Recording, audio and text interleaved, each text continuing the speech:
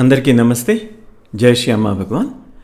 శ్రీ భగవాన్ గారి ముక్తి మోక్ష దర్శనం యొక్క అనువాద తరగతికి మీ అందరికీ మా హృదయపూర్వక స్వాగతము. ముందుగా మనము ప్రార్థనతో ప్రారంభిద్దాము. ఓం సచ్చిదానంద పరబ్రహ్మ పురుషోత్తమ పరమాత్మా శ్రీ భగవతి సమేత శ్రీ భగవతే నమః. ఓం సచ్చిదానంద పరబ్రహ్మ పురుషోత్తమ పరమాత్మా శ్రీ భగవతి సమేత శ్రీ భగవతే నమః. ఓం సచ్చిదానంద పరబ్రహ్మ పురుషోత్తమ పరమాత్మా శ్రీ భగవతి సమేత శ్రీ భగవతే నమః. శ్రీ భగవతి సమేత శ్రీ భగవతే నమః. శ్రీ భగవతి సమేత శ్రీ భగవతే నమః. శ్రీ భగవతే నమః. శ్రీ భగవతే నమః.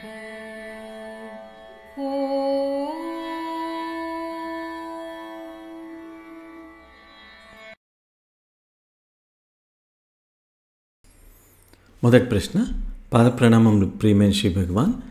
భగవాన్, మాకు ఆధ్యాత్మిక ప్రపంచం గురించి మాకు ఎంతవరకు చెప్పగలరో దాని గురించి చెప్తారా? శ్రీ భగవాన్ దీనికి బదులిస్తున్నారు. శ్రీ భగవాన్ అంటున్నారు, నేను దీని గురించి చాలా జాగ్రత్తగా మీతో మాట్లాడతాను. ఇది మిమ్మల్ని డిస్టర్బ్ చేయకూడదు, అంతవరకే నేను మాట్లాడతాను. కొన్నిటి నేను సెన్సార్ చేసి ఎంతవరకు మీకు దానివల్ల ఎటువంటి డిస్టర్బెన్స్ కలగదో అంతవరకు నేను మాట్లాడడం అనేది జరుగుతుంది. ప్రతిదీ కూడా మనం మాట్లాడచ్చు, అయితే దానిని మీరు సరిగ్గా నిర్వహించుకోలేరు, అవగాహన చేసుకోలేరు. మీరు ఇంకా జీవితంలో మరింత ఎదగాలి, అప్పుడు మరిన్ని విషయాలను మీకు తెలియజేస్తాము. ఇప్పుడు మనము క్వాంటమ్ కంప్యూటర్ గురించి మాట్లాడుతున్నాము. ఇది ఇప్పుడు ఉన్న క్వాంటమ్ కంప్యూటర్ గురించి కాదు, భవిష్యత్తులో రాబోయే దాని గురించి మాట్లాడుతున్నాము. అది మీకెన్నో ప్రశ్నలకి సమాధానాల్ని తెలియజేస్తూ ఉంటుంది. అలాంటి సమయంలో మేము మీతో మరింత విపులంగా మాట్లాడడం అనేది సాధ్యమవుతుంది. ఇప్పుడు ఈ భౌతిక ప్రపంచం ఉంది, మీరు ఈ భూమి మీద నివసిస్తూ ఉన్నారు. ఇది మన సౌరమండలంలో ఒక భాగము. మన యొక్క గ్రహము సూర్యుడి చుట్టూ తిరుగుతుంది. అలాగా కొన్ని కోట్ల సౌరమండలాలు ఈ యొక్క పాలపుంతలో ఉన్నాయి. ఈ సంఖ్య అనేది కూడా నిరంతరము పెరుగుతూ ఉంటుంది. మనుషులు ఎంతగా ఈ భౌతిక విశ్వం గురించి ప్రయోగాలు చేస్తూ ఉంటారో, కనుగొంటూ ఉంటారో, మరిన్ని సౌరమండలాలు మనకి కనిపిస్తూ ఉంటాయి. మనముండే ఈ ఆకాశగంగా పాలపుంత కూడా చాలా చిన్నది. ఇలాగా కొన్ని కోట్ల గెలాక్సీస్ అనేవి ఉన్నాయి. ఇవి మన గెలాక్సీ కన్నా కొన్ని చాలా పెద్దగా ఉన్నాయి. ఇది ఈ భౌతిక విశ్వము. ఇదంతా మనము భూలోకమని సంబోధించవచ్చు. ఈ ఆధ్యాత్మిక ప్రపంచము, ఆధ్యాత్మిక అని కొంతమంది చెప్తూ ఉన్నారు కాబట్టి, ఈ ఆధ్యాత్మిక ప్రపంచము భౌతిక ప్రపంచాన్ని మనం పోల్చి చూసినట్లయితే, ఈ ఆధ్యాత్మిక ప్రపంచం అనేది ఎటువంటి పదార్థము కలిగి ఉండదు. కానీ అనుభవం మటుకు భౌతిక ప్రపంచంలో ఎలాగ అనుభవం ఉంటుందో అలాగా ఈ అనుభవం అనేది ఉంటుంది. ఉదాహరణకి మీరు ఈ భూమి మీద ఒక ఫుట్బాల్ని పెట్టారనుకోండి. ఇప్పుడు ఈ ఫుట్బాల్ అనేది ఈ భౌతిక ప్రపంచమైతే, భూలోకమైతే, ఈ భూమి ఎంత పెద్దగా ఉంది, ఫుట్బాల్ అనేది ఎంత చిన్నగా ఉంది. అలా ఉంటుంది భౌతిక ప్రపంచము, ఆధ్యాత్మిక ప్రపంచము. ఇది మీకు ఐడియా రావడం గురించి చెప్తూ ఉన్నాను. ఈ ఆధ్యాత్మిక ప్రపంచం అనేది మన ఊహకి అందనిది. ఎన్నో స్థాయిలు అనేవి ఉన్నాయి. ఈ యొక్క స్థాయిల్ని మనము రెలెమ్స్ అని లేదా లోకాలని చెప్తూ ఉంటాం. ఇక్కడ ముఖ్యంగా మనకి 21 లోకాలు ఉన్నాయి. ఇంకా ఎన్నో ఉన్నాయి, కానీ ఎక్కువగా మనము 21 లోకాల గురించి మాట్లాడుతూ ఉంటాం. మన శరీరంలో 7 చక్రాలు ఉన్నాయి. ఈ 7 చక్రాలు 7 లోకాలకి అవి ద్వారాలు లాంటివి. మనం ఈ చక్రాల గుండా ఆ లోకానికి ప్రవేశిస్తూ ఉంటాం. మన శరీరంలో 7 ఉన్నాయి, మన శిరస్సు మీద 7 ఉన్నాయి, మన పాదాల కింద ఒక 7 ఉన్నాయి. అన్నీ కలిపి 21 ద్వారాలు ఉన్నాయి, 21 లోకాలు ఉన్నాయి. మనము ఈ భూలోకంలో ఉన్నాం. అదేవిధంగా ఇతర లోకాల్లో ఇతర బీయింగ్స్, వారిని మనము ఇక్కడ జీవులు లేదా ప్రాణులు అని కూడా మనం సంబోధించవచ్చు. ఇలాగా ప్రతి ఒక్క లోకంలోని ఈ బీయింగ్స్ అనేవాళ్ళు అసంఖ్యాకంగా ఉన్నారు. అలాగే ఎన్నో రకాలుగా వాళ్ళు ఉన్నారు. మీరు కనుక ఒక మిస్టిక్ అయితే, ఆధ్యాత్మిక అనుభవాలు కనుక మీకు వస్తూ ఉన్నట్లయితే మీరు చక్రాల ద్వారా ఈ లోకాల్లోకి ప్రవేశించవచ్చు, వాటిని పూర్తిగా సందర్శించవచ్చు. అక్కడ మన ప్రాచీనులు కూడా ఉన్నారు. ప్రాచీనులు చాలా గొప్ప మిస్టిక్స్.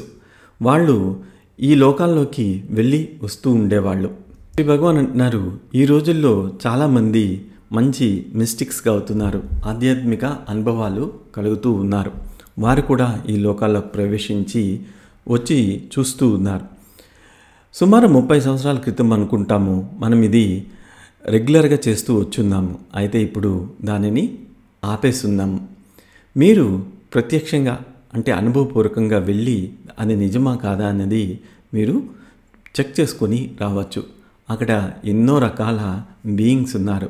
దాంట్లో మంచివాళ్ళు ఉన్నారు, కొంతమంది చెడ్డవాళ్ళు ఉన్నారు. మీరు ఎవరైతే చెడ్డవాళ్ళు అని చెప్తూ ఉంటారో వాళ్ళు ఉన్నారు. కొంతమంది చాలా హింసా ప్రవృత్తి కలగవాళ్ళు ఉన్నారు. మరికొంతమంది తమకేది పట్టనట్టుగా ఉండేవాళ్ళు ఉన్నారు. మరికొంతమంది తపస్సు చేస్తూ ఉంటారు. అన్ని రకాల జీవులు అనేవి ఇక్కడ కనిపిస్తూ ఉంటాయి. మరికొంతమంది ఎట్లా అంటే ఈ భూలోకంలో జరిగే విషయాల్లో జోక్యం చేసుకుంటూ ఉంటారు. వారు నిశ్శబ్దంగా ఉండలేరు. వారు ఇక్కడ జరుగుతున్న కార్యక్రమాల్లో జోక్యం చేసుకుంటూ ఉంటారు. ఇలాగా అన్ని రకాల బీయింగ్స్ అనేవాళ్ళు ఉన్నారు.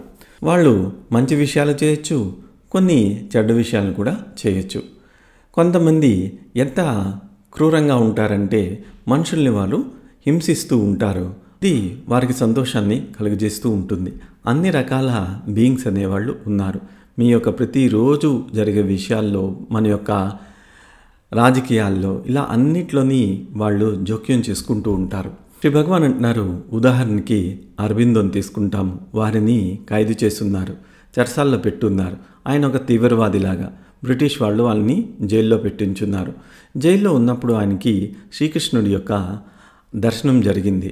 శ్రీకృష్ణుడు అరబిందోకి ఆదేశించున్నారు ఆధ్యాత్మిక కార్యంలోకి దిగమని. దానికి అరబిందో ఒప్పుకోలేదు. ఇండియాకి స్వాతంత్రం వచ్చినంత వరకు నేను చేపట్టను అని చెప్పున్నారు. దానికి శ్రీకృష్ణ పరమాత్ముడు సమాధానం చెప్పారు. ఆ పని చేయడానికి వేరొకరిని అక్కడ సెలెక్ట్ చేస్తున్నారు. అక్కడ ఒక గ్రూప్ ఉంది. ఆ గ్రూపు వేరొక వ్యక్తిని వారు సెలెక్ట్ చేస్తున్నారు. ఆ వ్యక్తి ద్వారా స్వాతంత్రం వస్తుంది అని చెప్పున్నారు. ఆ గ్రూప్ అనేది భారతదేశంలో జరిగే విషయాల్లోని జోక్యం చేసుకుంటూ ఉంటుంది. ఆ వ్యక్తి గాంధీ. అందువల్ల శ్రీకృష్ణ పరమాత్ముడు అరవిందోకి ఆధ్యాత్మిక మార్గంలోకి రమ్మని నిర్దేశించున్నారు. అప్పుడు అరబిందో కృష్ణుని అడుగున్నారు, ఏ రోజు భారతదేశానికి స్వాతంత్రం వస్తుందో అదైనా చెప్పమని. అందుకు శ్రీకృష్ణుడు చెప్పున్నారు, నీకు భారతదేశం పట్ల విపరీతమైన ప్రేమ కదా, అందువల్ల భారతదేశానికి నీ పుట్టినరోజు నాడే స్వాతంత్రం వస్తుంది అని. అది యథావిధిగా జరిగింది. ఇక్కడ మనము గమనించినట్లయితే శ్రీకృష్ణ పరమాత్ముడు కూడా మీదనున్న గ్రూప్, ఆ బీయింగ్స్ యొక్క గ్రూప్ ఏదైతే చెప్పున్నారో దానికి అనుగుణంగానే వారు ప్రవర్తించాల్సి వచ్చింది. ఆ మీదనున్న సమూహం కనుక వారికి వేరొక సంకల్పం ఉంటే దానికి అనుగుణంగానే శ్రీకృష్ణుడు కూడా పని చేయాల్సి ఉంటుంది. ఇట్లాగా ఒక గ్రూప్ కాదు, 2 గ్రూప్స్ ఉంటాయి, కొన్నిసార్లు చాలా గ్రూప్స్ ఉంటాయి, వర్క్ చేస్తూ ఉంటాయి. శ్రీ భగవాన్ అంటున్నారు, ఉదాహరణకి నేను దత్తాత్రేయ సమూహానికి చెందిన ఒక వ్యక్తిని. మేమందరము కలిసి పని చేస్తూ ఉంటాం. ఇదొక రకమైన ప్లాన్. మేము ఇక్కడ భారతదేశంలో ఈ భూలోకంలో జరిగిన విషయాల్లో మేము తలదూరుస్తూ ఉంటాం. శ్రీ భగవాన్ అంటున్నారు, అందువల్లనే ప్రతిదీ మన యొక్క నియంత్రణలో లేదు. ఇక్కడ ఎన్నో గ్రూప్స్ ఉన్నాయి. కొన్నిసార్లు ఒక గ్రూప్ ఇంకొక గ్రూప్కి మధ్యన విభేదాలు కలుగుతూ ఉంటాయి. వారి యొక్క భిన్నమైన అభిప్రాయాలు కలుగుతూ ఉంటాయి. ఒకరికి విరుద్ధంగా ఇంకొకరు పనిచేస్తూ ఉంటారు. ఇవన్నీ జరుగుతూ ఉంటాయి. శ్రీ భగవాన్ అంటున్నారు, నేను ఇంతకు మించి ఎక్కువ మాట్లాడలేను. మీరు ఇక్కడ తెలుసుకోవాల్సిన విషయం ఏమిటంటే, ఇది అంత సులువైన విషయం కాదు. మీరు ఇతర లోకాల్లో ఉన్న బీయింగ్స్ వల్ల మీరు ప్రభావితం చెందుతూ ఉంటారు. వారికి వారి యొక్క ఇంట్రెస్ట్ అనేది ఉంటుంది, వారికి ఒక ఇష్టం అనేది ఉంటుంది. అందువల్ల మీరు హోమాకి వెళ్ళారనుకోండి, వారికి అక్కడ ప్రతిఫలం లభిస్తుంది. అందువల్ల మీకు వారు సహాయం చేస్తూ ఉంటారు. ఈ రకంగా ఇది పనిచేస్తూ ఉంటుంది. శ్రీ భగవాన్ అన్నారు, ఇక్కడితో ఇది ఆపుతాము. బహుశా మళ్ళీ ఎప్పుడైనా సమయం దొరికితే దీని గురించి మాట్లాడతాము అని చెప్పున్నారు. జై బోలో జ్ఞాన ప్రదాత శ్రీ పరంజ్యోతి అమ్మా భగవాన్ की జై.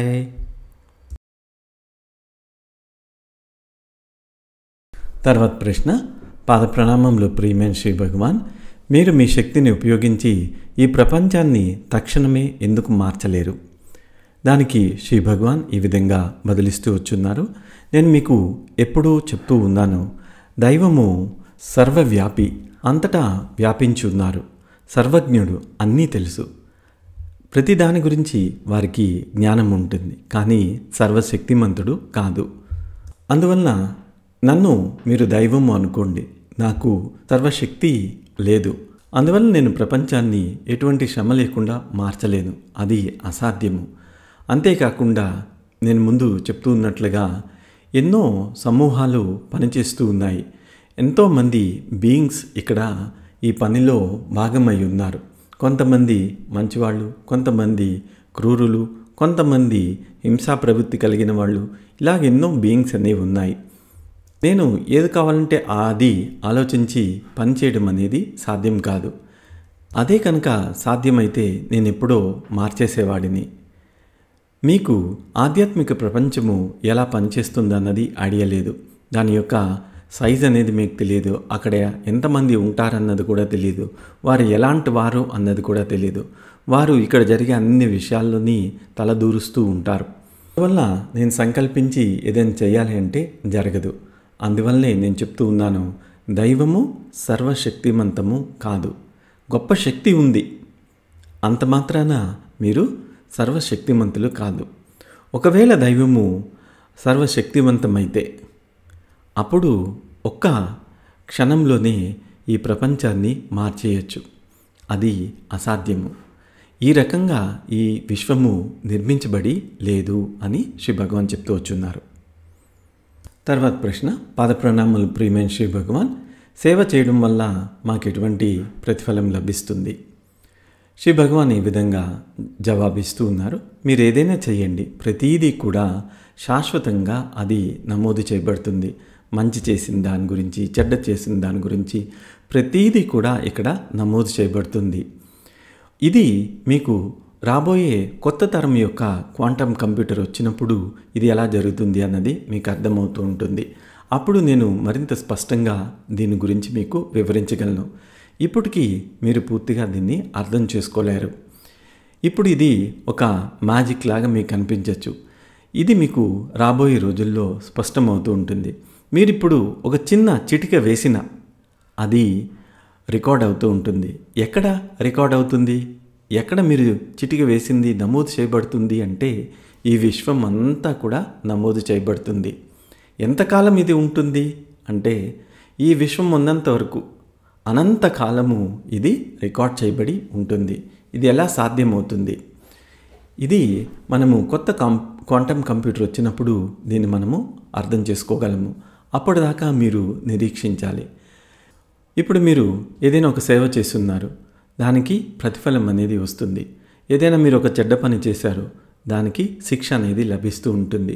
మీరు ఏదైతే సేవ చేస్తూ ఉంటారో దానికి ప్రతిఫలం అనేది లభిస్తూ ఉంటుంది.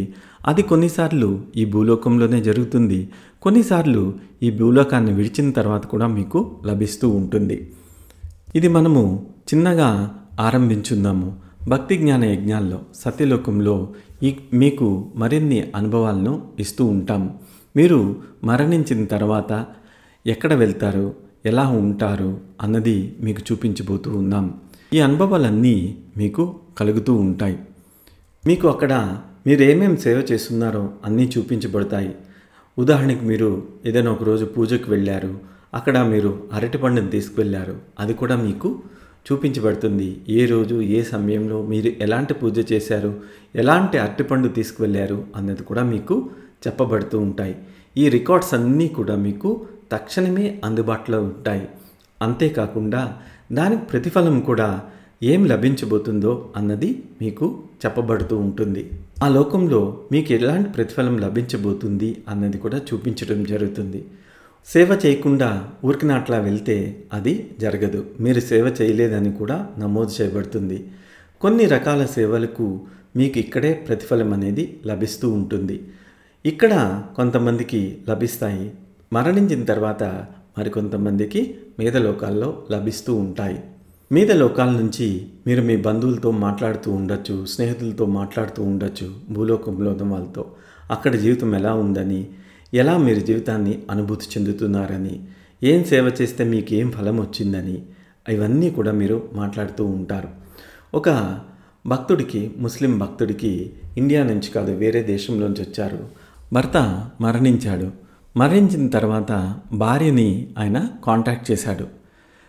మరణించే ముందు ఆ వ్యక్తి ధర్మానికి చాలా డొనేషన్ ఇచ్చున్నాడు. ముస్లిం ఆయన చెప్తా ఉన్నారు, నేను ఇచ్చిన డొనేషన్కి ఇక్కడ ఫలితం అనేది అనుభూతి చెందుతున్నాను. ఆయన చాలా పెద్ద ధనవంతుడు.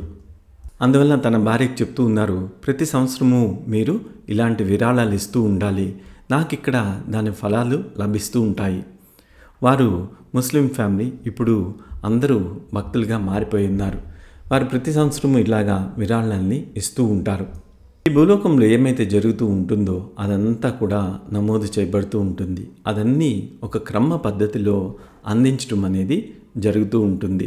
మీరు ఇక్కడ ఏ చిన్న పని చేసినా అది వృధా పోదు, అది నమోదు చేయబడుతుంది. ఇక్కడైనా సరే వేరొక లోకంలోనే సరే దాని యొక్క ఫలితము లభిస్తూ ఉంటుంది. శ్రీ భగవాన్ అంటున్నారు, మేము అందరికీ రివార్డ్స్ ఇస్తాము, అంతేగాని శిక్షించము. శిక్షించడం అనేది మా పని కాదు, మేము దాంట్లో ఎటువంటి జోక్యం చేసుకోము. శిక్షించే వాళ్ళు వేరే రకమైన బీయింగ్స్ ఉన్నారు, వారు మిమ్మల్ని శిక్షిస్తూ ఉంటారు. వారి పనే మిమ్మల్ని శిక్షించటము, అది వేరొక విషయము. మన ధర్మాల్లో గమనించినట్లయితే ఇక్కడ శిక్ష అనేది లేదు, కేవలము మీకు రివార్డ్స్ మటుకే ఉంటాయి. మీరు ఇక్కడ ఏం చేస్తూ ఉంటారో దానికి మీకు ప్రతిఫలం అనేది అందిస్తూ ఉంటారు. కొంతమంది ఏమీ చేయకుండా కొన్ని ఫలాలు పొందుతూ ఉంటారు, కానీ ఎవరైతే ప్రత్యేకంగా సేవ చేస్తూ ఉంటారో వారికి ప్రత్యేకమైన రివార్డ్స్ అనేవి వస్తూ ఉంటాయి. వేరువేరు సేవలకి వేరువేరు ఫలాలు లభిస్తూ ఉంటాయి. అన్ని సేవలకి ఫలాలు ఉంటాయి. ఉదాహరణకి మీరు హోమా చేస్తున్నారనుకోండి, హోమాలో మీకు ఎన్నో ప్రతిఫలాలు వస్తూ ఉంటాయి. హోమాలో పాల్గొనటం వల్ల మీ పవర్ అనేది ఇంక్రీజ్ అవుతూ ఉంటుంది. అప్పుడు మరిన్ని ఫలితాలు మీరు పొందుతూ ఉంటారు. శ్రీ భగవాన్ అంటున్నారు, హోమాలో అన్ని ఫలాల్ని ఇక్కడే ఇవ్వటం కుదరదు, కొన్ని మీరు మీదకు వచ్చినప్పుడు అందించడం జరుగుతూ ఉంటుంది. ఇక్కడ మరిన్ని విషయాలను ఇంకా మాట్లాడలేము. అయితే మీరు తెలుసుకోవాల్సింది ఏంటంటే, మీరు చేసే సేవకి మీకు ఫలితం అనేది అందించడం అనేది జరుగుతూ ఉంటుంది. జై బోలో జ్ఞానప్రద శ్రీ పరంజ్యోతి భగవాన్కి జై.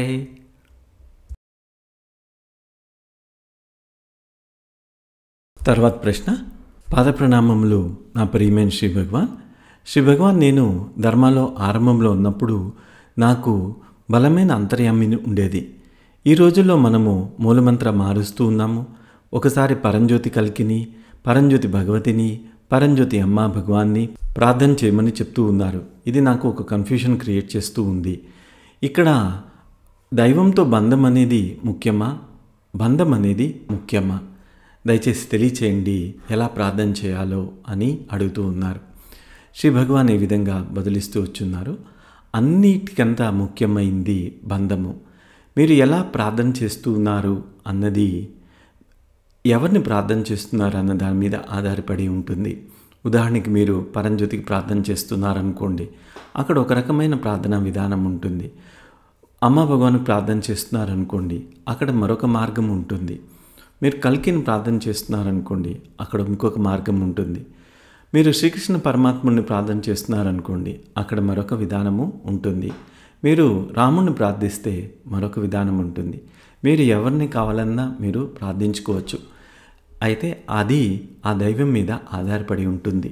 రెండవది, మీకు ఎలాంటి బంధం ఉన్నది అన్నది ముఖ్యము. ఉదాహరణకి మీకు అమ్మ భగవాన్తో బంధం ఉంది, మీకు వారి తల్లిదండ్రులు అనుకోండి. మీరు అలాంటి ఒక బంధం ఏర్పరచుకుంటే మీరు ఆ విధంగా ప్రార్థన చేయాలి. ఒక బిడ్డ తన తల్లిదండ్రులకి ఎలా ప్రార్థన చేస్తారో ఆ విధంగా మీరు ప్రార్థన చేయాలి, అడగాలి. అదే కనుక మీరు అమ్మ భగవాన్ని మీ స్నేహితులుగా సంబోధిస్తూ ఉంటే ఆ రకంగా మీరు వారిని అర్థించాలి. స్నేహితుల్ని మీరు ఎలా అడుగుతారో వారిని అలా అడగాలి. ఈ రకంగా మీరు అడగటం అనేది నేర్చుకోవాలి. మీరు స్నేహితుడిని ప్రార్థించడం అనేది జరగదు కదా, అని స్నేహితుడిని అడుగుతూ ఉంటారు. ఈ రకంగా మీరు వెళ్తూ ఉండాలి. ఒకవేళ మీరు శ్రీకృష్ణునికి ప్రార్థన చేస్తున్నారనుకోండి, అది వేరుగా ఉంటుంది. మురుగాకి ప్రార్థన చేస్తున్నట్లయితే అది వేరుగా ఉంటుంది.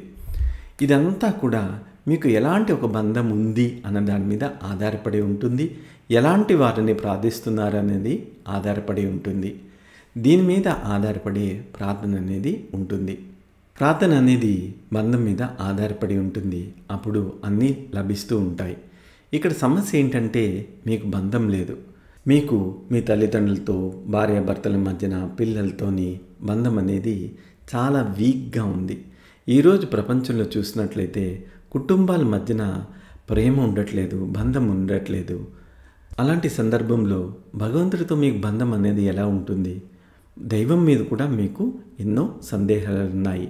అలాంటప్పుడు ఈ బంధం అనేది ఎలా వస్తుంది? ఎవరికైతే ఈ బంధం అనేది ఉంటుందో వారికి తిరుగు ఉండదు. వారు అట్లా మీదకి వెళ్ళిపోతూ ఉన్నారు. మీకు మీ బంధం అనేది చాలా ముఖ్యము. ఆ బంధం మీద మీరు పని చేసుకోండి. అప్పుడు మీ జీవితంలో చాలా మార్పుల్ని నాటకీయంగా జరగడం అనేది మీరు చూస్తూ ఉంటారు. మీకు ఎవరు దైవము అది మీ యొక్క ఎంపిక. ఎలాంటి ఒక బంధం ఉండాలనుకుంటున్నారు అది మీ యొక్క ఇష్టము. దాని మీద ఆధారపడి మీరు ప్రార్థన చేయాలి. తర్వాత ప్రశ్న, పదప్రణాం ప్రియమైన శ్రీ భగవాన్, మనసు ఆగినప్పుడు దైవము ఆరంభమవుతుంది అంటారు. మీరు ఈ టీచింగ్ గురించి మరింత వివరణని జీవన్ముక్తి పొందని భక్తుల గురించి చెప్తారా? దానికి శ్రీ భగవాన్ ఈ విధంగా బదిలిస్తూ వచ్చున్నారు. ఉదాహరణకి ఇది దైవము అని చెప్పామనుకోండి, అప్పుడు మీరు చెప్తారు దైవం ముందు ఏముంది అని.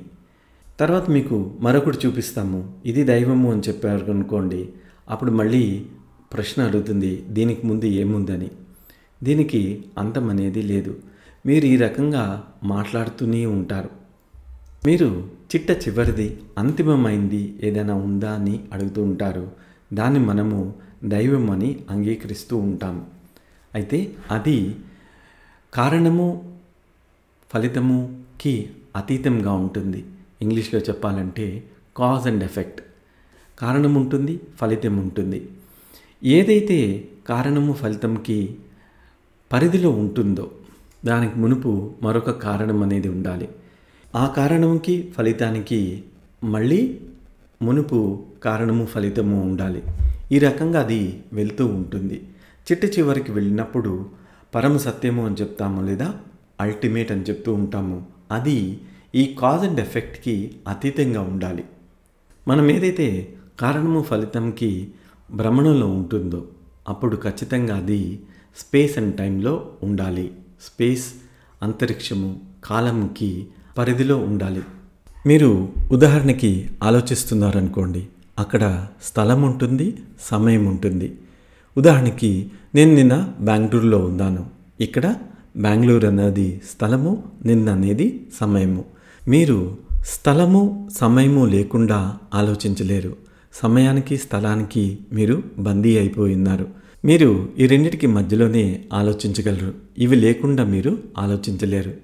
ఎందుకంటే ఇది కారణంతో ముడిపడి ఉంది. కారణం ఉంటే ఫలితం ఉంటుంది. కాజ్ ఉన్నప్పుడు ఎఫెక్ట్ అనేది ఉంటుంది.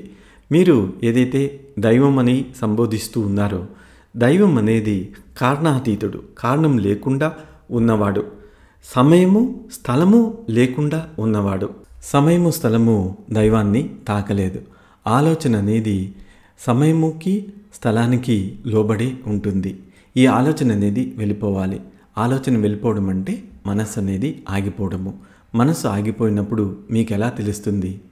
మీకు ఏదైనా తెలుస్తుంది అంటే అది కేవలము మనసే. మనస్సు వెళ్ళిపోయినప్పుడు దైవము ఏదైతే ఇప్పుడు మాట్లాడుతున్నామో అన్నోన్ అండ్ అన్నోబుల్ అని చెప్తాము.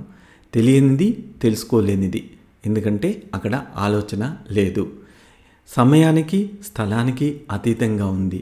మీరు ఆలోచనని అధిగమించి వెళ్ళాలి. కానీ ఆలోచన సమయానికి స్థలానికి లోబడి ఉంటుంది. అందువలన ఈ ఆలోచన అనేది వెళ్ళిపోవాలి. ఎప్పుడైతే ఆలోచనకి అతీతంగా వెళ్ళిపోతారో మనసుకి అతీతంగా వెళ్ళిపోతారు. మనసు అనేది కేవలము ఆలోచనల యొక్క ప్రవాహమే. ఆలోచన లేనప్పుడు, మనసు లేనప్పుడు మీరేం మాట్లాడతారు? మీరేం అర్థం చేసుకుంటారు? ఉన్నది అల్టిమేట్ పరం సత్యము. దాన్ని మీరు అర్థం చేసుకోలేరు. అది తెలుసుకోలేనిది, తెలియనిది. కానీ ఒక తేడా ఏంటంటే మీరు దానిని తెలుసుకోలేరు, కానీ మీరు అది అవ్వగలరు. ఒక డీప్ స్లీప్లో, బాగా గాఢమైన నిద్రలో మీరు అదే అవుతారు. అక్కడ మీకేమీ తెలియదు. ఇప్పుడు మేమేం చేస్తున్నామంటే మీ అంతరంగ సంభాషణని నెమ్మదిగా ఆపివేస్తూ ఉన్నాం. అప్పుడు మీ మనసులో కొంచెమే యాక్టివిటీ అనేది జరుగుతూ ఉంటుంది. అది కూడా ఆపేస్తాం. అది కూడా ఆగిపోయినప్పుడు మీరు అనుభూతి చెందుతున్నది దైవము. మీరు దైవం గురించి ఎన్నటికీ తెలుసుకోలేరు. ఎందుకంటే మీరు అదే, మీరే దైవము. అందువల్ల మనం ఇక్కడ స్పష్టంగా చెప్తూ ఉంటాము, అహం బ్రహ్మాస్మిన్. ఇది తెలుసుకోవడానికి ఎన్నో మార్గాలు ఉన్నాయి. కానీ ఇది చాలా సులువైన సరళమైన మార్గము. ఆలోచన ఆగిపోవడము, అంతరంగ సంభాషణ ఆగిపోవటము, ఆలోచన ఆగిపోవటము. ఇక్కడ ఎన్నో స్థితులు అనేవి ఉన్నాయి. ఒక స్థాయిలో మీరు మనసు అనేది పూర్తిగా ఆగిపోవటం చూస్తూ ఉంటారు. అక్కడ మనం చెప్తాము, మీరే అది, తత్వం అసి అంటాము. తత్వం అసి, తౌ ఆర్ దట్, మీరే అది. ఆలోచన ఆగిపోయింది. ఈ ఆలోచన ఆపడమే మన యొక్క ప్రయత్నం అంతా. బుద్ధుడికి ఏం జరిగిందో చాలామందికి తెలియదు. చెప్తూ ఉంటారు, అడవికి వెళ్ళి ధ్యానం చేస్తున్నాడు, దుఃఖం యొక్క కారణం తెలుసుకోవాలని అనుకున్నాడని. అది సత్యమే, అయితే పూర్తి సత్యం కాదు. బుద్ధుడు అడవిలోకి వెళ్ళింది అంతిమ సత్యం అనేది ఏదైనా ఉందా అని. అందువల్లనే అడవిలోకి వెళ్ళాడు. 6 సంవత్సరాల తర్వాత బుద్ధుడు కనుగొన్నది ఏమిటి? ఏం తెలుసుకున్నాడు అంటే అక్కడ ఏమీ అంతిమ సత్యము, పరమ సత్యము అనేది లేదు అని తెలుసుకున్నాడు. అదే ఆయన కనుగొన్నాడు. భగవాన్ అంటున్నారు, ఇక్కడ నేను ఎప్పుడూ ఒక ఉదాహరణ ఇస్తూ ఉంటాను.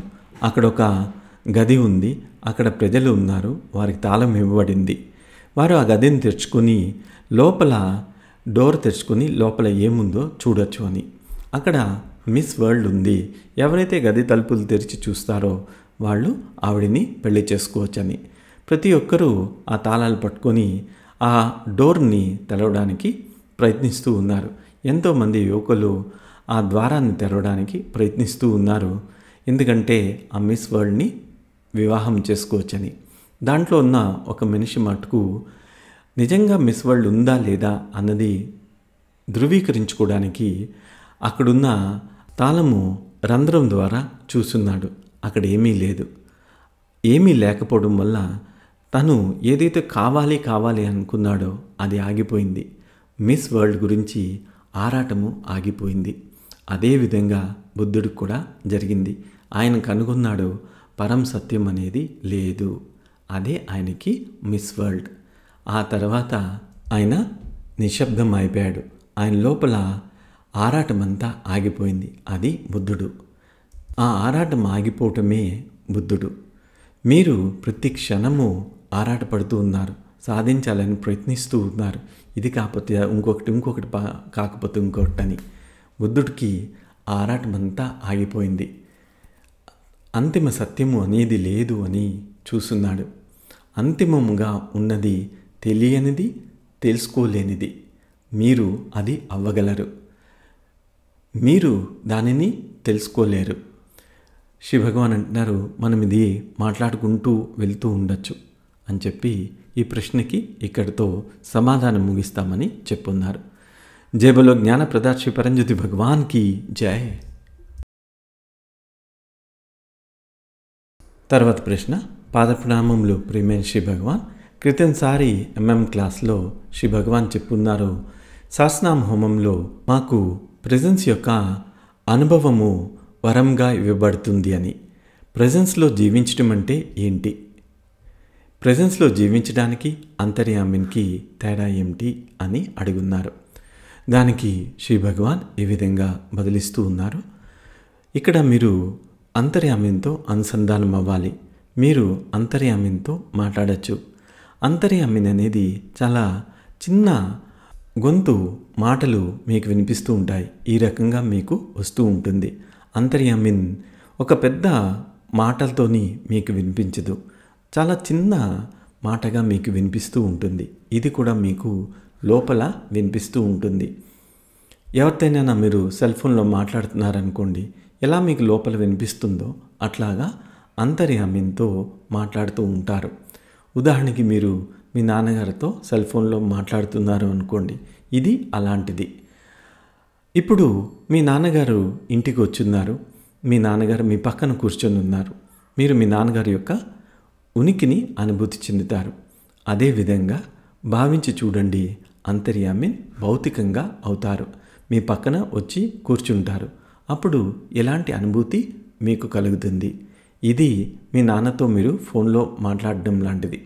ఇక్కడ మీరు భౌతికంగా అంతర్యామిన్ రూపాన్ని చూడకపోవచ్చు, కానీ మీకు అనుభవం కలుగుతుంది ఇక్కడ ఉన్నారు అని. ఆ ఫీలింగ్, ఆ భావమే ప్రెజెన్స్. మిమ్మల్ని అక్కడికి తీసుకెళ్లాలని అనుకుంటున్నాం. ఇది ఈరోజు ప్రక్రియలో కూడా మీకు చేయబోతున్నాము. అంతేకాకుండా హోమాల్లో కూడా చేయబోతూ ఉన్నాం. ఈరోజు ఈ అనుభవానికి, ఆ ప్రెజెన్స్ ఉనికిని అనుభూతి చెందేదానికి ఒక పునాది వేయబడుతుంది. మీరు ఇప్పటికీ కొంతమంది దీన్ని అనుభూతి చెందుతూ ఉన్నారు. ఇది ఈరోజు మీకు జరుగుతుంది. మరికొంతమంది వేగంగా వెళ్ళిపోతూ ఉంటారు. మా యొక్క పూర్తి లక్ష్యం ఏంటంటే, ఇది వేగంగా ఆధ్యాత్మిక మార్గంలో తీసుకువెళ్ళాలని.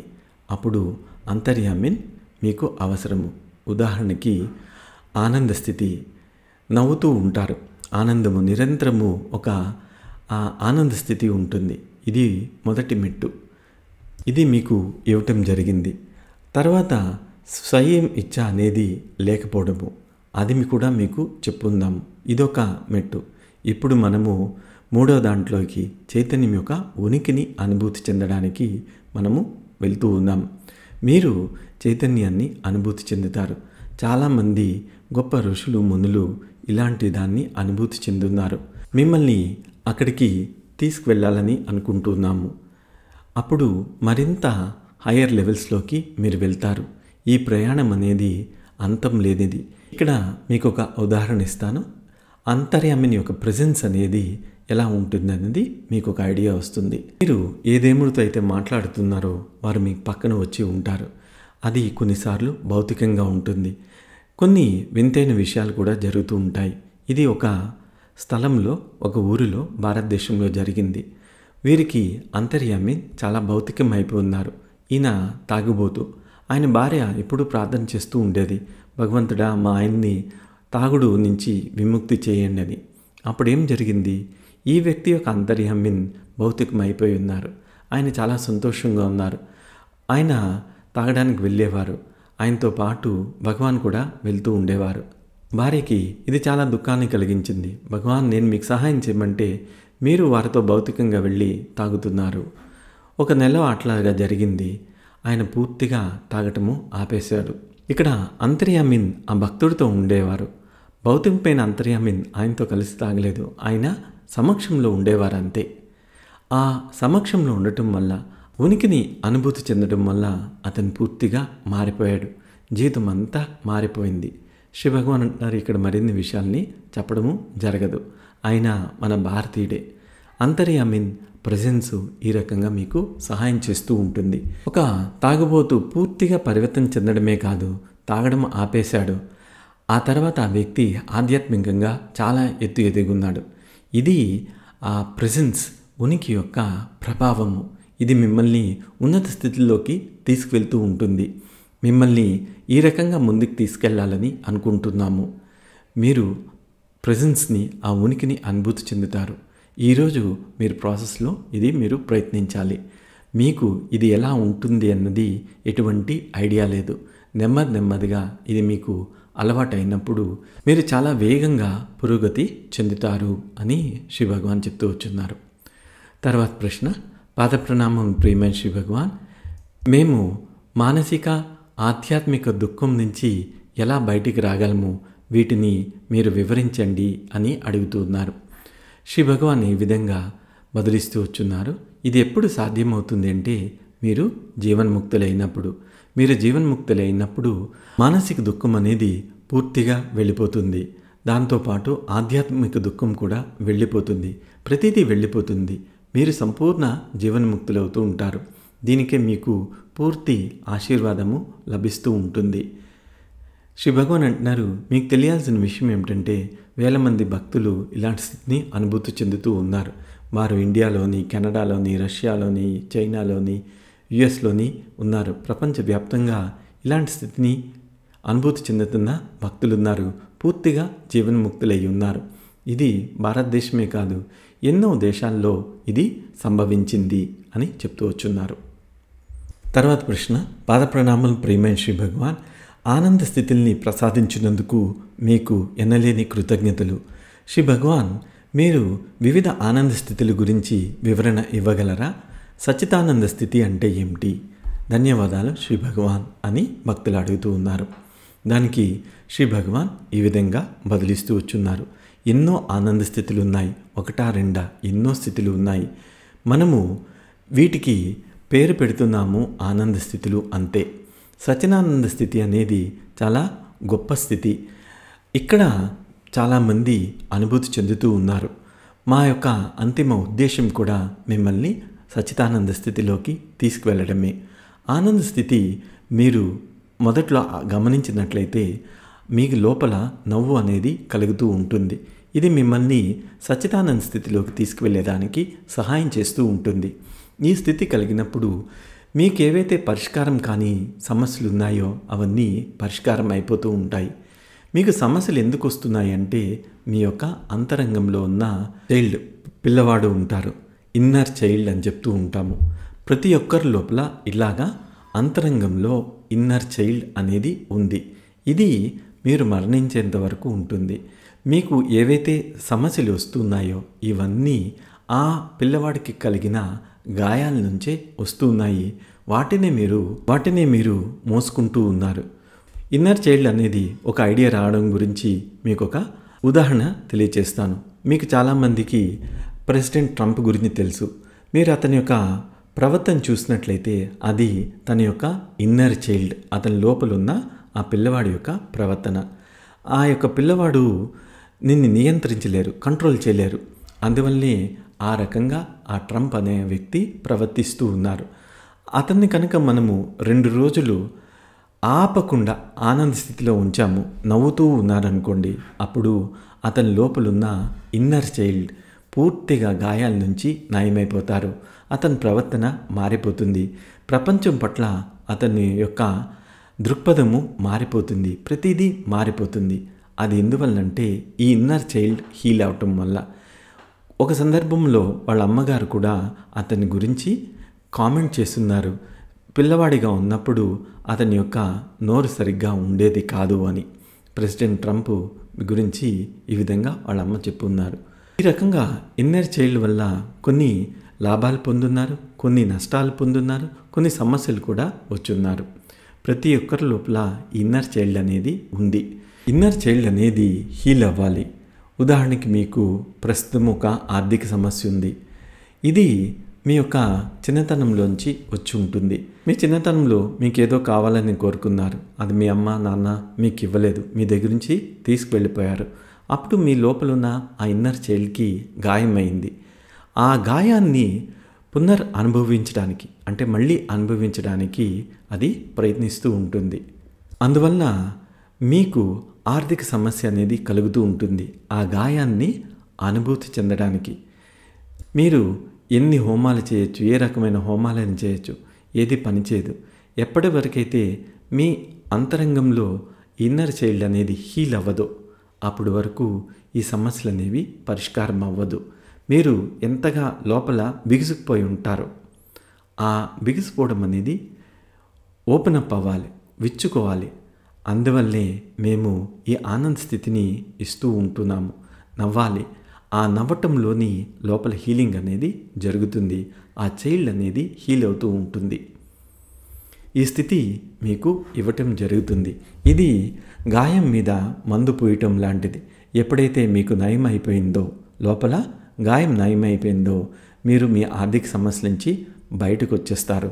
దాని నుంచి మీరు పూర్తిగా బయటకు రావడం అనేది జరుగుతూ ఉంటుంది. కొన్ని రకాల ఆరోగ్య సమస్యలు నయం అవ్వవు ఈ ఇన్నర్ చైల్డ్ హీల్ అయినంత వరకు. అందువల్లే మనం చూస్తూ ఉంటాము, కొంతమంది బాగా ఓపెన్ అప్ అయిపోతారు. అప్పుడు 15 నిమిషాలు 20 నిమిషాలు లేదా అరగంట పాటు నవ్వుతూనే ఉంటారు. రోజు కూడా నవ్వుతూనే ఉంటారు. అప్పుడు వారి యొక్క ఆరోగ్యం పూర్తిగా నయమైపోతుంది. ఇక్కడ మన ముఖ్య ఉద్దేశం ఏమిటంటే ఇహమే కాదు, మిమ్మల్ని పరంలో కూడా ముందుకు తీసుకువెళ్ళాలి. అదే సచ్చిదానందము. ఇలాంటి నవ్వు మిమ్మల్ని శాశ్వతంగా సచ్చిదానంద స్థితి అనుభూతి చెందేటట్టు చేపిస్తూ ఉంటుంది. మీరు గట్టిగా నవ్వుతూ ఉండకపోవచ్చు, కానీ లోపల సచ్చిదానందం అనేది ఉంటుంది. ఇది ప్రక్రియలో చాలా ముఖ్యము, చాలా సులువు కూడా. చాలామంది ప్రజలు చాలా బిగుసుకుపోయి ఉంటారు. ఏం చేసినా వాళ్ళ లోపల ఆ నవ్వు అనేది రాదు. ఇప్పుడు నెమ్మదిగా నవ్వటం అనేది ప్రారంభిస్తూ ఉన్నారు. ఆ తర్వాత చాలా వేగంగా అభివృద్ధి చెందుతూ ఉంటారు.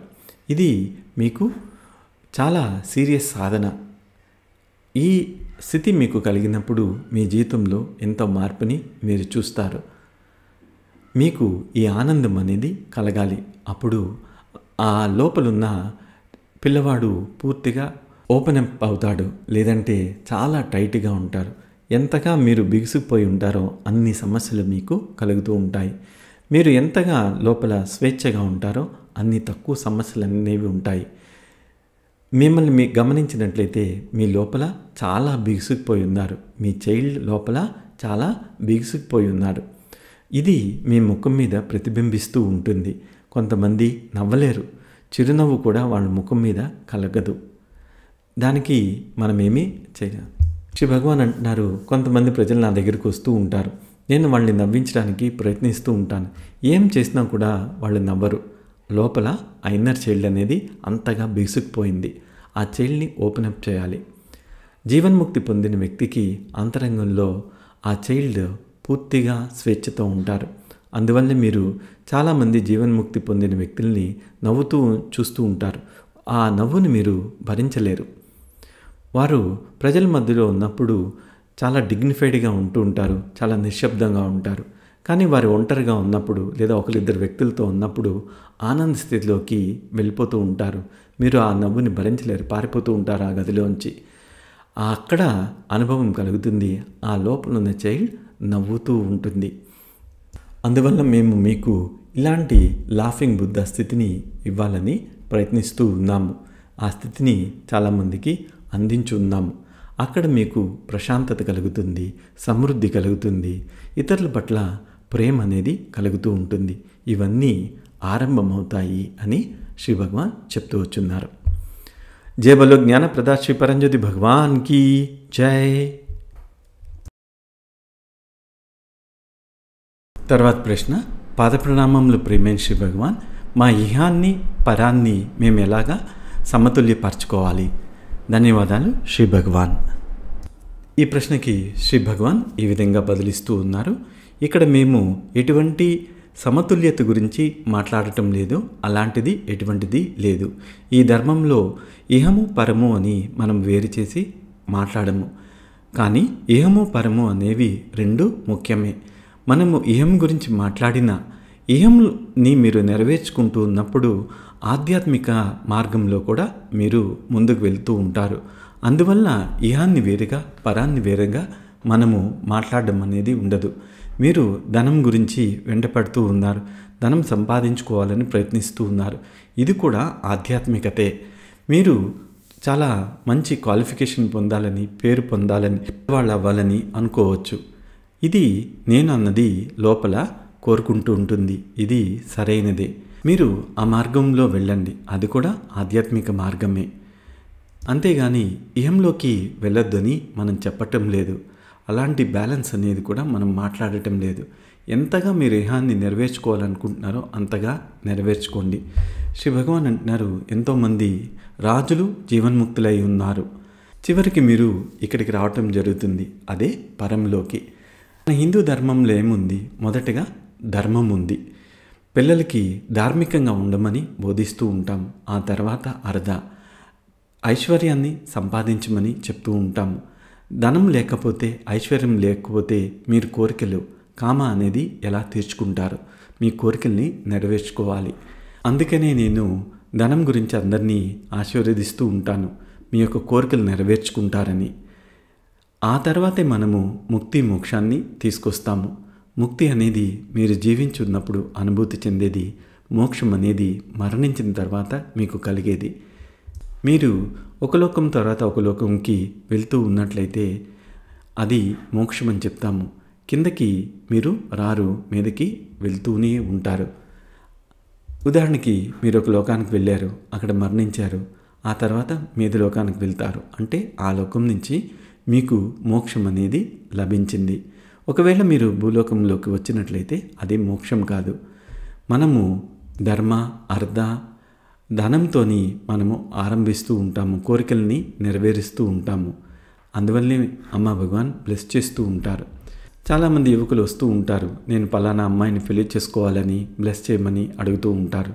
అది జరుగుతూ ఉంటుంది. మరికొంతమంది వెనక్కి తిరిగి వచ్చి మాకు ముక్తి కావాలని అడుగుతూ ఉంటారు. ఇవన్నీ మీ జీవితంలో అనుభూతి చెందాలి. శ్రీ భగవాన్ చెప్తూ ఉన్నారు, ఒక వ్యక్తి ఉన్నారు, ఆయన సంపూర్ణ జీవన్ముక్తి పొందున్నారు. నేను వారి పేరుని చెప్పటం లేదు, వారు భారతీయులు కాదు. ఆయన స్త్రీలతో అన్ని రకాలుగా వ్యవహరిస్తూ ఉండేవారు. అది ఆయన స్థితి. అన్ని వయసుల స్త్రీలతోని ఆయన వ్యవహరిస్తూ ఉండేవారు. తర్వాత ఆయన జీవన్ముక్తి పొందున్నారు. నేను ఆ పేరు చెప్పటం లేదు, ఎందుకంటే మీరు కూడా దాని పట్ల మోహం చెందవచ్చు. అది అవసరం లేదు. అయితే మీరు కోరికలన్నీ నెరవేర్చుకుంటూ ఉండాలి. దాన్ని తొలగించి పరం మీదే ఉండాలని మనం చెప్పటం లేదు. పరం అనేది మన యొక్క లక్ష్యము. అయితే అది ఇహం ద్వారా రావాలి. ఇహం ద్వారా కూడా మీరు ముక్తులు అవ్వచ్చు. కొంతమంది తాగుబోతులు కూడా ముక్తులై ఉన్నారు, అది వాళ్ళ మార్గము. నేను ఈ మార్గాన్ని మీకు రికమెండ్ చేయట్లేదు, తాగి ముక్తులు అవ్వాలని. అది వారికి ఆ విధంగా సంభవించింది అని శ్రీ భగవాన్ చెప్పున్నారు. తర్వాత ప్రశ్న, పాదప్రణామములు ప్రియమైన శ్రీ పరంజ్యోతి భగవాన్, హృదయ వికాసన అనేది సత్యలోకంలోకి వెళ్ళేదానికి అవసరమా? ఎందుకు? హృదయం వికాసన జరగాలంటే మేమేం చేయాలి? శ్రీ భగవాన్ ఈ విధంగా బదిలిస్తూ వచ్చున్నారు. మీరు ఈ పూర్తి విశ్వాన్ని చూడండి. ఈ భౌతికమైన విశ్వమే కాదు, ఆధ్యాత్మిక విశ్వాన్ని కూడా చూడండి. ప్రతిదీ ప్రకంపిస్తుంది, వైబ్రేటింగ్. ఒక క్షణము అది స్థిరంగా ఉంటుంది, మరొక క్షణము అది చలిస్తూ ఉంటుంది. స్టిల్నెస్ అండ్ మూమెంట్ అంటారు. స్థిరత్వంలో ఉంటుంది, చలిస్తూ ఉంటుంది. దీన్నే వైబ్రేషన్ అని చెప్తారు, ప్రకంపన అని చెప్తూ ఉంటారు. ఈ పూర్తి విశ్వము భౌతికమైంది, ఆధ్యాత్మికమైంది అంతా కూడా వైబ్రేట్ అవుతూ ఉంది, ప్రకంపిస్తూ ఉంది. మనం ఏదైతే ఉన్నత లోకము అని చెప్తూ ఉంటామో అది హయ్యర్ వైబ్రేషన్లో ఉంది, హయ్యర్ స్థితిలో వైబ్రేట్ అవుతూ ఉంది. మీరు కనుక హయ్యర్ లోకాస్కి వెళ్ళాలి అంటే మీ యొక్క వైబ్రేషన్ అనేది పెరగాలి. హై స్థాయిలో మీరు వైబ్రేట్ అవుతూ ఉండాలి. ఉదాహరణకి మీరు సత్యలోకం రావాలని అనుకుంటున్నారు, సత్యలోకం వెళ్తారు. అక్కడ మీరు సత్యలోకంలో ఉన్నట్టుగానే మీకు తెలుస్తుంది. అక్కడ అన్నీ మీకు కనిపిస్తూ ఉంటాయి, అనుభవాలు కలుగుతూ ఉంటాయి. కానీ లోపలికి మీరు ప్రవేశించలేరు. అక్కడ గాజు ద్వారం ఉంటుంది. మీరు అనుకుంటున్నారు నడిచి వెళ్ళిపోవచ్చని, కానీ ఆ ద్వారము మిమ్మల్ని ఆపివేస్తూ ఉంటుంది. మీరు దాన్ని తాకి పడుతూ ఉంటారు, ముందుకు వెళ్ళలేరు. అప్పుడప్పుడు మీరు కొన్ని పక్షులు చూస్తూ ఉంటారు, అవి అద్దాన్ని తగులుకొని పడిపోతూ ఉంటాయి. అలాగా మీరు అక్కడున్న గాజు ద్వారాన్ని తాకి కింద పడిపోతూ ఉంటారు. ఎందుకంటే మీరు సత్యలోకానికి సంబంధించిన వైబ్రేషన్ అనేది కలిగి లేరు.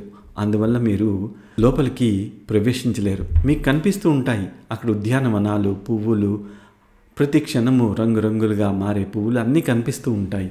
కానీ మీరు లోపలికి ప్రవేశించలేరు. ఎందుకంటే ఆ స్థాయిలో మీరు వైబ్రేట్ అవటం లేదు. ఇది పెరగాలంటే ఏం చేయాలి అంటే మీ హృదయంలో ప్రేమ అనేది వికసించాలి. మీ హృదయాల్లో ప్రేమ అనేది లేదు. మీ యొక్క వైబ్రేషన్ చాలా తక్కువగా ఉంది. అందువల్ల మీరు ప్రవేశించలేరు. మీరు బహుశా కింద లోకాలకే ప్రవేశించగలరు. మీ హృదయం లోపల ప్రేమ అనేది ఎలా కరుగుతుంది? మీరు అంతరంగంలో మరణించున్నారు. మీరు ఎవరి గురించి ఫీల్ అవ్వటం లేదు. మీరు ఒక వృద్ధుడిని చూస్తే వారి గురించి మీకు స్పందన కలగదు. పిల్లవాడిని చూసినా స్పందన కలగదు. ఎవరైనా బాధపడుతూ ఉంటే మీరు వెళ్ళి సహాయం చేయరు. లోపల ఎటువంటి ఫీలింగ్స్, భావనలు లేవు. మీ హృదయాలు మూసుకుపోయాయి. మీ హృదయాలు మరణించున్నాయి. మీ జీవించే విధానము, తినే ఆహారము, ఏ విధంగా మీరు జీవిస్తున్నారు, ఏ ఉద్యోగాలు చేస్తూ ఉన్నారు, ఇవన్నీ కూడా మీ హృదయాన్ని చంపేశాయి. మీ హృదయాలు మరణించున్నాయి. అప్పుడు మీ యొక్క వైబ్రేషన్ ఎంత ఉంటుంది? మీ వైబ్రేషన్ అతల పాతాళ లోకాలకే మీకు ప్రవేశం కలిగిస్తుంది. మీరు ఉన్నత లోకాలకి ప్రవేశించలేరు. ఎందుకంటే అంత తక్కువ స్థాయిలో మీరు ప్రకంపిస్తూ ఉన్నారు. మీరు ఇతరుల గురించి ప్రతిస్పందించడం అనేది నేర్చుకోవాలి. మీరు ఎంతగా ఇతరుల గురించి ప్రతిస్పందిస్తూ ఉంటారో అంతగా వికసిస్తూ ఉంటారు. దీనికి ఆనంద స్థితి సహాయం చేస్తూ ఉంటుంది. ఎంత ఎక్కువ మంది మీరు ఫీల్ అవుతూ ఉంటారో అంతగా మీ హృదయము వికసిస్తూ ఉంటుంది. మీరు ఉన్నత లోకాల్లోకి ప్రవేశిస్తూ ఉంటారు. దైవిక అనుభవాలు కలిగి ఉండొచ్చు. హృదయం వికసించినప్పుడు మీరు సత్యలోకంలోకి ప్రవేశించలేరు. హృదయం వికసించిన వాళ్ళు మట్టుకే సత్యలోకంలోకి ప్రవేశిస్తారు. మీకు అనుభవాన్ని ఇస్తాము, అప్పుడే మీరు సత్యలోకంలోకి రాగలుస్తారు అని శ్రీ భగవాన్ సమాధానం చెప్పున్నారు. తర్వాత ప్రశ్న, పాదప్రణామం శ్రీ భగవాన్. ఈ ధర్మంలో 17 ఏళ్ళగా నేను ఉన్నాను. అన్ని రకాల పూజా విధులు, క్లాసులు, టీచింగ్స్ని అన్నిటినీ అనుసరిస్తున్నాను. నేను జీవితంలో ఇంకా చాలా పోరాటాల్లో ఉన్నాను. సేవలో కూడా స్ట్రగుల్ అవుతూ ఉన్నాను. నా ఇహాన్ని నేను ఎలాగా నెరవేర్చుకోగలను? దయచేసి నన్ను గైడ్ చేయండి అని అడుగుతున్నారు. శ్రీ భగవాన్ బదిలిస్తూ వచ్చున్నారు, మీ బంధం చాలా వీక్గా ఉంది. మీరు మీ బంధం మీద ఎక్కువగా ఫోకస్ చేయండి. మీకు కనుక అమ్మ భగవాన్తో బంధం ఉన్నట్లయితే తప్పకుండా మీ ప్రార్థనలు ఫలిస్తాయి అని చెప్తూ వచ్చున్నారు. తర్వాత ప్రశ్న, పాదప్రణామములు శ్రీ భగవాన్. అమ్మా భగవాన్కి ఇతర దేవతలకి మధ్యన తేడా ఏమిటి? అమ్మా భగవాన్లో ముక్తి అవతారాలని చెప్తూ ఉంటారు. ఇది కాకుండా ఏమైనా వ్యత్యాసం ఉందా? ధన్యవాదాలు శ్రీ భగవాన్. శ్రీ భగవాన్ ఈ విధంగా బదిలిస్తూ వచ్చున్నారు. ఇతర దేవీ దేవతలు ఇతర యుగాలకి సంబంధించిన వాళ్ళు. మేము ఈ యుగానికి సంబంధించిన వాళ్ళు. వారు కూడా మీకు సహాయం చేయొచ్చు. కానీ మేము ఈ యుగానికి సంబంధించిన వాళ్ళు. ముక్తి అనేది ఉంది. ఇది ఈ యుగానికి చెందింది. అంటే మీరు మమ్మల్ని అనుసరించాలని కాదు. మీరు మీ పూర్వీకుల దేవీ దేవతల్ని అనుసరించవచ్చు. అది మీ సౌకర్యమే. కానీ ఈ యుగానికి సంబంధించి మేము ఒక స్పెషలిస్ట్ లాంటి వాళ్ళము. మీకు ముక్తిని ఇవ్వడానికి మేము మీతో కలిసి ప్రయాణించగలము. ఇతరులు ప్రయాణించలేకపోవచ్చు అని చెప్పి శ్రీ భగవాన్ సమాధానం ఇచ్చున్నారు. జయ బలో జ్ఞానప్రద శ్రీ పరంజ్యోతి భగవాన్కి జై. తర్వాతది ఫ్రీ విల్ గురించి, స్వతంత్ర ఇచ్చ గురించి కొంతమంది భక్తులు ప్రశ్నలు అడుగున్నారు. అన్ని ప్రశ్నలకి సమాధానం శ్రీ భగవాన్ ఒకసారి ఇచ్చున్నారు. మొదటి ప్రశ్నలో ఫ్రీ విల్, స్వతంత్ర ఇచ్చ అనేది మేధోపరంగా ప్లానింగ్కి అడ్డంకిగా కొన్నిసార్లు భావిస్తూ ఉన్నాం. మరి జీవన్ముక్తి పొందిన వ్యక్తి ఎలాగ ప్లాన్ చేస్తారు? జీవన్ముక్తి పొందని వ్యక్తి ఏ విధంగా ప్లాన్ చేయాలి? తర్వాత భగవాన్ మీరు ఫ్రీ విల్ లేదని చెప్తూ ఉన్నారు, అంతేకాకుండా మేము మా యొక్క విధిని నిర్దేశించుకుంటాము అని చెప్తూ ఉన్నాం. ఈ రెండింటినీ ఎలాగా మేము అర్థం చేసుకోవాలి? తర్వాత ప్రశ్న, మానవ జీవితం అంతా ప్రోగ్రామ్స్ ద్వారా నియంత్రించబడుతుంది, దానికి మీరు బాధ్యులు కాదు అని చెప్తూ ఉన్నారు. అలాంటప్పుడు ప్రోగ్రామ్స్ మార్చాల్సిన ఆవశ్యకత ఏమిటి? ఎందుకంటే ప్రతిదీ కూడా దైవిక ఇచ్చ ప్రకారమే జరుగుతుంది కదా. మరో ప్రశ్న, భగవాన్ మీరు చెప్పున్నారు ఫ్రీ విల్ అనేది లేదు, స్వతంత్ర ఇచ్చ అనేది లేదు. అప్పుడు ఆ వ్యక్తి యొక్క భూమిక ఏమిటి? వారికి తమ సత్యము తెలియకపోయినా ఎరుక లేకపోయినా ఏం చేయాలి? దానికి శ్రీ భగవాన్ ఈ విధంగా బదిలిస్తూ వచ్చున్నారు. నేను కొన్నిసార్లు చాలా లోతుగా విచారిస్తూ ఉంటాను, ఎందుకు ఈ టీచింగ్ ఇచ్చాను అని. కొంతమందికి పూర్తిగా ఈ టీచింగ్ వల్ల ప్రతిఫలం వచ్చింది, ముక్తి మార్గంలో చాలా వేగంగా వాళ్ళు ముందుకు వెళ్ళున్నారు. అందుకనే ఈ బోధన ఇవ్వటం జరిగింది. కొన్నిసార్లు నేను చింతిస్తుంటాను కూడా, అసలు ఇది ఇవ్వాల్సిందా ఇవ్వకూడదా అని. ఇది అర్థం చేసుకోవడం చాలా సరళము. ఫ్రీ విల్ స్వతంత్రిచ్చ అనేది ఏ స్థాయిలోని లేదు. మీరు ఏదైతే దిగువ స్థాయి అని అనుకుంటున్నారో ఆ దిగువ స్థాయి నుంచి ఉన్నత స్థాయి వరకు ఎక్కడా ఫ్రీ విల్ అనేది లేదు. మీకు ఉన్నది అల్లా ఒక భ్రమ, స్వతంత్ర ఇచ్చ అనేది ఉంది అన్న ఒక భ్రమ మటుకే. నేను ఎప్పుడూ ఒక ఉదాహరణ ఇస్తూ ఉంటాను. చెయ్యిని కదపాలి అని అనుకుంటున్నారు, లేదా రాయడాలి అని అనుకుంటున్నారు. మీరు అనుకుంటున్నారు నేను చేశానని. నేను చేయలేదు. నేను మీకు ఏదైతే చెప్తున్నానో ఇదంతా ఒక బ్రహ్మే. ఈ పూర్తి విశ్వము బ్రహ్మాండము ఒక బ్రహ్మే. అందువల్ల ఏదైతే స్వతంత్ర ఇచ్చని చెప్తున్నారో అది కూడా ఒక బ్రహ్మే. మీరు ఎప్పుడైతే జీవన్ముక్తులు అవుతుంటారో ఇది మీకు చాలా స్పష్టమవుతుంది. జీవన్ముక్తి పొందనంత వరకు మీకు ఫ్రీ విల్ ఉన్నది, స్వతంత్ర ఇచ్చ ఉన్నది అనే ఒక భ్రమ ఉంటుంది. ఆ భ్రమలోనే ఉండండి. ఎప్పుడైతే జీవన్ముక్తులు అవుతారో నేను అన్నది వెళ్ళిపోతుందో అప్పుడు స్వతంత్ర ఇచ్చ అనే ప్రశ్నే ఉండదు. ఎందుకంటే నేననేదే లేదు. ఇది మీకు ఇప్పుడు అర్థం అవ్వకపోయినా మీ దగ్గర జేబులో ఉంచుకోండి. ఇది మీ మెదడు మీద సర్జరీ జరిగినప్పుడు మీకు సహాయపడుతుంది. చిట్ట చివరికి మీ మీద ఒక శస్త్రచికిత్స అనేది జరగాలి. మీ మెదడు మీద ఈ సర్జరీ అనేది జరుగుతుంది. ఒకసారి ఇది జరిగినప్పుడు మీరు స్పష్టంగా చూస్తారు స్వతంత్ర ఇచ్చ అనేది లేదని. రమణ మహర్షి చూశారు స్వతంత్ర ఇచ్చ లేదు, అరబిందో చూస్తున్నారు లేదు అని. వాళ్ళందరూ చూడగలుస్తున్నారు స్వతంత్ర ఇచ్చ లేదని. మీరు ఎప్పుడైతే జీవన్ముక్తులు అవుతారో మీరు కూడా స్పష్టంగా చూస్తారు స్వతంత్ర ఇచ్చ అనేది లేదు. ఎందుకంటే అది మీకు సత్యమవుతుంది. ఇప్పటికీ స్వతంత్ర ఇచ్చ ఉంది అనేది అసత్యం అయినప్పటికీ మీరు ఈ భూలోకంలో జరిగే విషయాలతో పాటుగా ఇక్కడ లేని విషయాల వల్ల కూడా మీరు నియంత్రించబడుతూ ఉన్నారు. ఇతర పాలపుంతల్లో జరుగుతున్నది కూడా మిమ్మల్ని నియంత్రిస్తూ ఉంటుంది. ఇవన్నీ వివరాల్లోకి నేను ఇప్పుడు వెళ్ళదలుచుకోలేదు. ఎక్కడో సదూరానున్న ఒక పాలపుంతలో ఏదో ఒక సంఘటన జరిగింది, అది మీ మీద ప్రభావం చూపిస్తుంది. దాని మీద మీకు ఎటువంటి నియంత్రణ ఉంది లేదు, ఎటువంటి ఐడియా లేదు. మీకు ఈ విశ్వం యొక్క లేదా పాలపుంత యొక్క విశాలము తెలియదు, అక్కడ ఏం జరుగుతుందో తెలియదు, అది ఎలా ఉంటుందో తెలియదు. కానీ మీ ఆలోచన నేనే చేశాను అని. మీకు ఆధ్యాత్మిక ప్రపంచం గురించి తెలియదు. కొన్ని సందర్భాల్లో మనము కొన్ని ఘటనల గురించి వింటూ ఉంటాం. ఇవి స్త్రీలకి జరుగుతూ ఉంటాయి. సడన్గా వాళ్ళ ఇంట్లో ఉన్న గ్యాస్ సిలిండర్ పేలిపోతూ ఉంది. ఆ స్త్రీకి గాయాలవటము లేదా మరణించటము జరుగుతూ ఉంటుంది. కానీ మీకు తెలియని విషయం ఏమిటంటే 1-2 నెలలకు ముందు నుంచి కొన్ని ఇతర బీయింగ్స్ వేరే లోకం నుంచి వచ్చి నెమ్మదిగా ఆ సిలిండర్ వాల్వ్ని, ఆ లీవర్ని ఓపెన్ చేస్తూ ఉంటాయి. వాటికి భౌతికమైన శక్తి చాలా తక్కువగా ఉంటుంది. అందువల్ల వాళ్ళు చాలా నెమ్మదిగా దాన్ని తిప్పి లూజ్ చేస్తారు.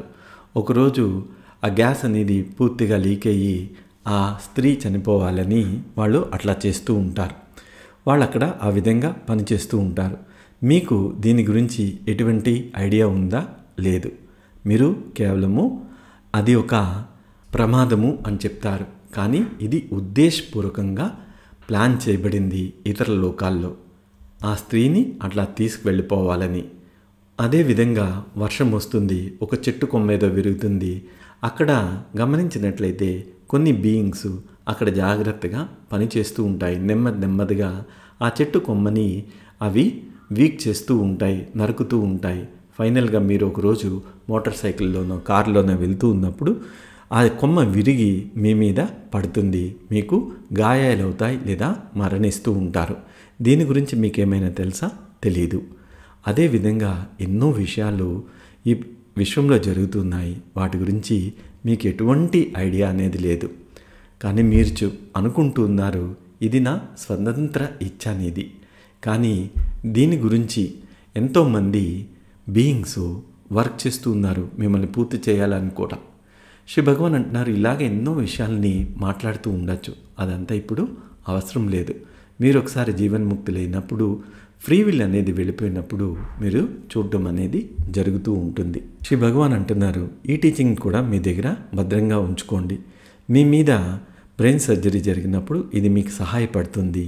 అప్పుడు మీరు చూస్తారు అన్నీ ఆటోమేటిక్గా జరగటము, ప్రతిదీ స్వయంచాలకంగా జరుగుతుంది. కానీ మీకు ఒక భ్రమ ఉంది మీరే చేస్తున్నారని. ఒక పాము మీ ఇంట్లోకి ప్రవేశించి కాటు వేస్తుంది, ఇది కూడా ఆటోమేటిక్ కాదు.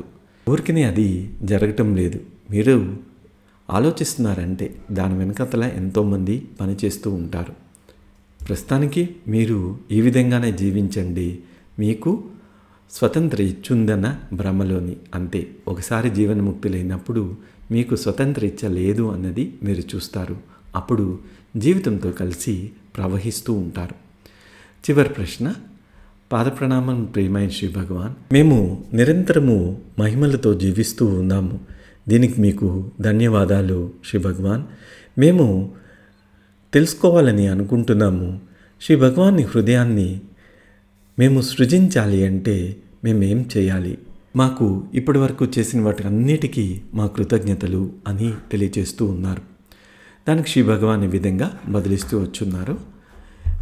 మీరు నా హృదయాన్ని తాకాలి అంటే ఈ ధర్మాన్ని వ్యాప్తి చేస్తూ ఉండాలి, కొత్త వాళ్ళని ధర్మంలోకి తీసుకొస్తూ ఉండాలి. అలాంటి సందర్భాల్లో మీరు మా హృదయాన్ని తాకుతూ ఉంటారు. అలాంటి వాటికి మీకు రివార్డ్స్ అనేవి చాలా అధికంగా లభిస్తూ ఉంటాయి. అవి మేధలోకాల్లో మీకు ఇంకా ఎక్కువ లభిస్తూ ఉంటాయి. శ్రీ భగవాన్ అంటున్నారు ఒక వ్యక్తి ఉండేవారు, వారు ఎప్పుడూ శ్రీమూర్తులను పంచుతూ ఉంటారు. అంతకుముందు వారు అట్లా ఉండేవారు కాదు. అకస్మాత్తుగా ఈ పరిణామం జరిగింది. ఎప్పుడు శ్రీమూర్తుల్ని పంచుతూ ఉంటారు. ఆయన బహుశా లాస్ట్ వీక్లో ఒక ప్రోగ్రాం అటెండ్ అయి ఉన్నారు. అక్కడ పరంజ్యోతి దర్శనమైంది. శ్రీ భగవాన్ అంటున్నారు నేను చిన్నప్పుడు పరంజ్యోతిని ఎలా దర్శించుకున్నానో ఆ పరంజ్యోతి వారికి అక్కడున్న శ్రీమూర్తిలో ప్రత్యక్షమైంది. అది జరిగిన తర్వాత వారు పరంజ్యోతికి చాలా క్లోజ్ అయి ఉన్నారు.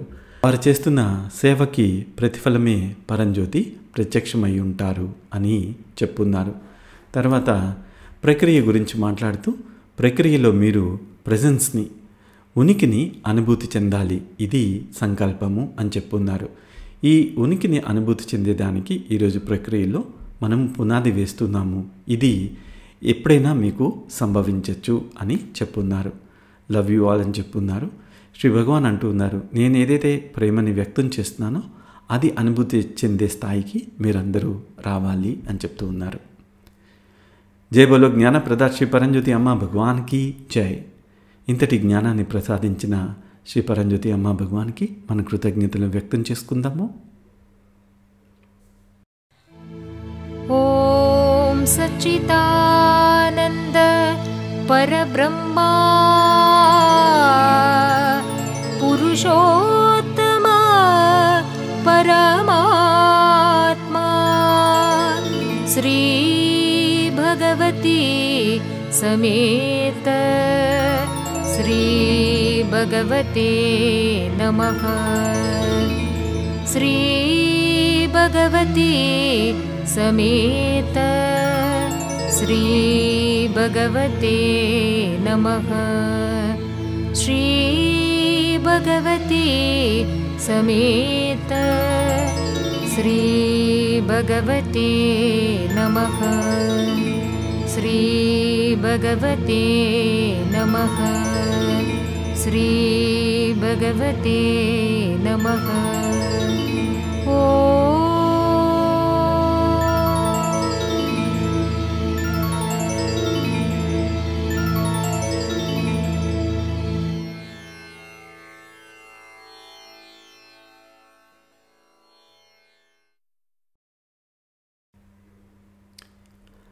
ఈరోజు ఈ అనువాద తరగతికి వచ్చినందుకు మీ అందరికీ నా హృదయపూర్వక కృతజ్ఞతలు. అందరికీ నమస్తే. జై శ్రీ అమ్మా భగవాన్.